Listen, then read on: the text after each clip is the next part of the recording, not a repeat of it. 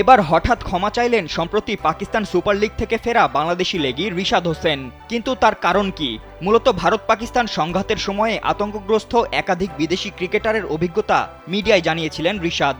জানিয়ে বিভ্রান্তি সৃষ্টি হওয়ায় এবার ক্ষমা চেয়েছেন তিনি। শনিবার নিজের অফিসিয়াল ফেসবুক পেজে বিভ্রান্তি নিরসনের লক্ষ্যে একটি বিবৃতি দিয়ে কয়েকজন বিদেশি ক্রিকেটারের কাছে ক্ষমা চাওয়ার কথা জানান এই লেগি।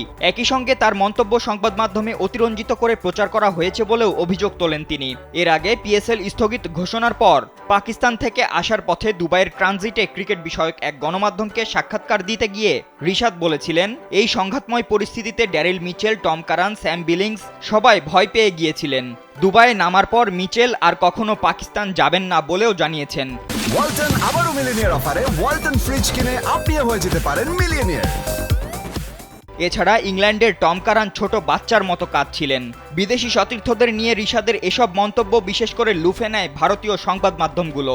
এরপর আরও দেশি বিদেশি গণমাধ্যমেও তা ছড়িয়ে পড়ে। কিন্তু সেখানে বাড়িয়ে বলাই বিভ্রান্তি তৈরি হয়েছে জানিয়ে বিবৃতি দিয়েছেন রিশাদ। তিনি বলেছেন, আমার সম্প্রতি করা কিছু মন্তব্য নিয়ে গণমাধ্যমের ভুল ব্যাখ্যায় বিভ্রান্তি সৃষ্টি হয়েছে। দুবাই বিমানবন্দরে বাংলাদেশি সাংবাদিকদের দেওয়া একটি সাক্ষাৎকারে সেই মন্তব্য করেছিলাম। এটাতে পুরো প্রসঙ্গ উঠে আসেনি এবং অনিচ্ছাকৃতভাবে আবেগকে অতিরঞ্জিত করে তুলে ধরা হয়েছে। এ সময় সতীর্থদের কাছে দুঃখও প্রকাশ করেছেন রিশাদ। সেই সঙ্গে আবার পিএসএল শুরু হলে তিনি সেখানে খেলতে যাবেন বলেও জানিয়েছেন।